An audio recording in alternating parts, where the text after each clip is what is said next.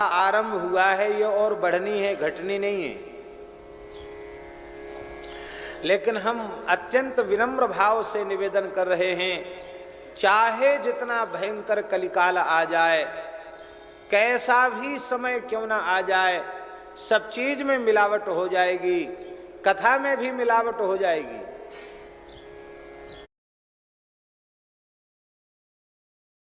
देखो, एक बात समझने की कोशिश करो तुम कि मोबाइल नंबर ने तुम्हारी जिंदगी नहीं बिगाड़ी। बेसिकली जो कार्मिक पैटर्न होते हैं ना, वही हो जाएगी, कथा में भी मिलावट हो जाएगी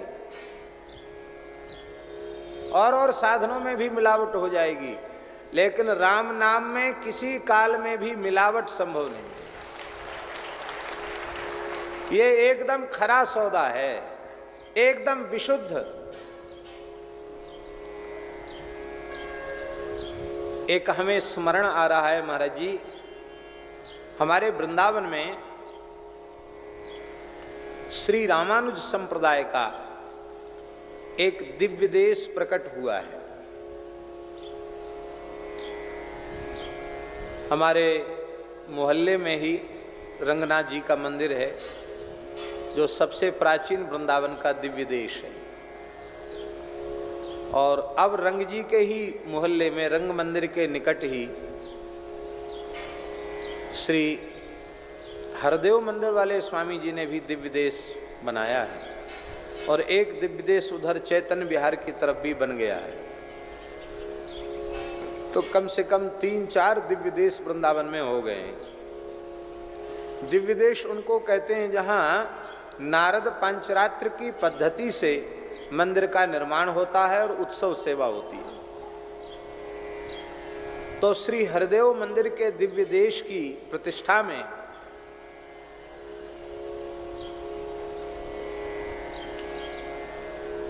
दक्षिण के उनके जो मुख्य संप्रदायाचार्य हैं, वे कृपा पूर्वक पधारे थे। बहुत बड़े विद्वान, बड़ा भारी वैभव था उनका। संप्रदाय के प्रधान आचार्य चरण ही थे वो। तो वे या तो संस्कृत में बोलते थे या फिर अपनी दक्षिण की भाषा में बोलते थे। हिंदी बोलना नहीं आता था उनको। तो उनका संस्कृत में नित्य प्रवचन होता था। बहुत बढ़िया संस्कृत बोलते थे, बड़ी परिमार्जित और बड़ी अलंकारिक संस्कृत बोलते थे। तो हम पढ़े लिखे तो नहीं है ज़्यादा, लेकिन संस्कृत का कहीं कोई कार्यक्रम हो, संस्कृत में संभाषण हो, तो सुनने का लोभ जरूर रहता है कि संस्कृत में कहीं वक्तव्य हो तो उसको श्रवण किया जाए। तो हम सुनने जाते थे। तो एक दिन के प्रवचन में उन्होंने जो बात कही वो हमारे हृदय को छू गई। बहुत सुंदर बात कही। उन आचार्य चरण ने कहा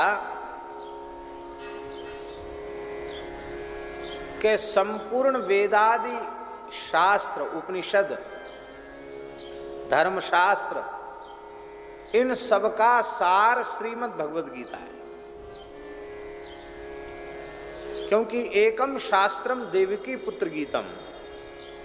हिंदू सनातन संस्कृति के सभी शास्त्रों को यदि कोई कहे कि एक ग्रंथ के रूप में कहो, तो वह एक ग्रंथ है श्रीमद् भगवद गीता। गीता अपने आप में परिपूर्ण है। मनुष्य के कल्याण का इससे श्रेष्ठ कोई उपदेश नहीं है। इसलिए गीता मानव मात्र के परम हित के लिए भगवान ने कृपा की है, प्रकट की है।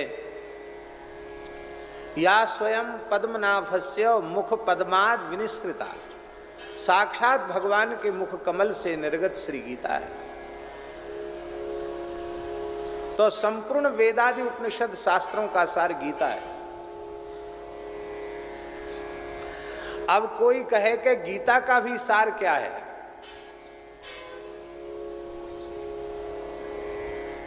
तो उन महानुभाव ने कहा कि जिसका निरूपण ग्रंथ के आदि में, मध्य में और अंत में कर दिया जाए, वो ग्रंथ का सिद्धांत बन जाता है, वो ग्रंथ का सार बन जाता है। गीता का आरंभ शरणागति से है।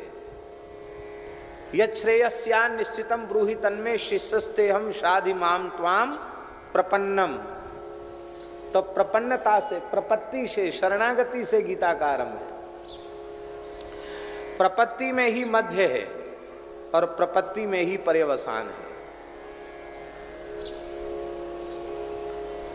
सर्वधर्मान परित्यज्य माम एकम शरणं व्रज अहं त्वा सर्व पापेभ्यो मोक्षयिष्यामि मा शुचः। इसलिए उन्होंने बताया कि वैष्णवों के, सभी वैष्णवों के सिद्धांत के अनुसार जितने भी वैष्णव संप्रदाय हैं, सब इस बात को मानते हैं कि गीता का भी सार भगवत शरणागति है।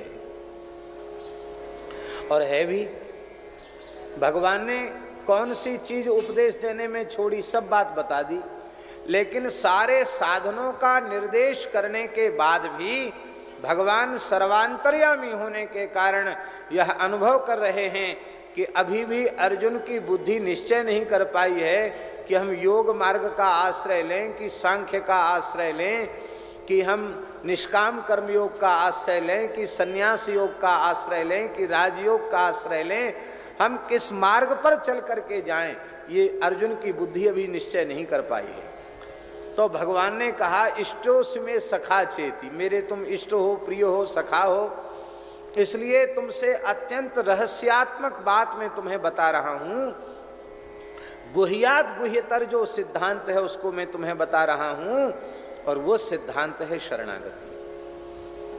माने भगवान ने अपनी ओर से अपने परम अंतरंग सखा अर्जुन को निश्चित कर दिया कि तुम शरण में आ जाओ और निर्भय हो जाओ, सुखी हो जाओ, निश्चिंत हो जाओ। इसलिए गीता का भी सार भगवत शरणागति है। अब विचार है कि शरणागति का सार क्या है। ध्यान से सुने। वेदादि शास्त्रों का सार गीता, गीता का सार शरणागति, और शरणागति का सार क्या है?